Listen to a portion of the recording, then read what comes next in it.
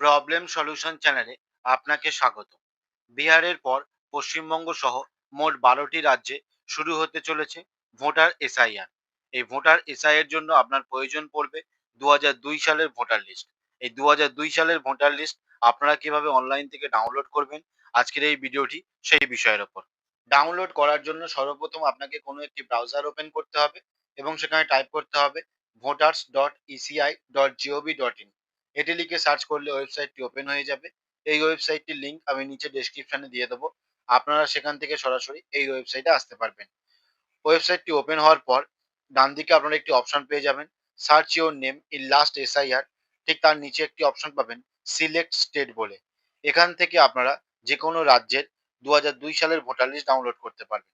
তো আপনারা যখন এখানে ক্লিক করবেন, এখানে আপনারা ভারতবর্ষের সমস্ত রাজ্যগুলির নাম দেখতে পাবেন। তো আপনারা যে রাজ্যের হন বা যে রাজ্যের ভোটার লিস্ট ডাউনলোড করতে চান, সেই রাজ্যটি এখান থেকে চুজ করে নেবেন। রাজ্যটি চুজ করার পর ঠিক তার ডান দিকে একটি অপশন পাবেন ভিউ অপশন বলে। এই অপশনটিতে আপনারা ক্লিক করবেন। ক্লিক করলেই পরবর্তী পেজটি চলে আসবে।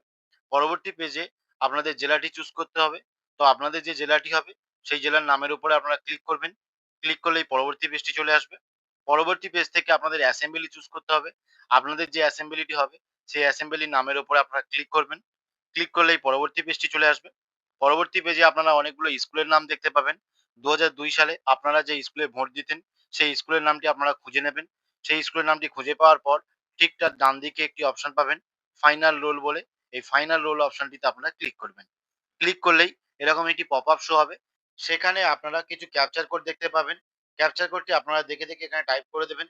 তারপর ভেরিফাই অপশনটিতে ক্লিক করবেন। যখনই ভেরিফাই অপশনটিতে আপনারা ক্লিক করবেন, ২০০২ সালের ভোটার লিস্টটি আপনাদের ডাউনলোড হয়ে যাবে। এভাবেই আপনারা অনলাইন থেকে যেকোনো রাজ্যের ২০০২ সালের ভোটার লিস্টটি ডাউনলোড করতে পারবেন। এই ছোট্ট আপডেটটি দেওয়ার ছিল। এতক্ষণ সাথে থাকার জন্য অসংখ্য ধন্যবাদ। যদি আমার ভিডিওটি ভালো লাগে চ্যানেলটিকে ফলো করবেন। ভিডিওটি এখানেই শেষ করছি। ভালো থাকবেন।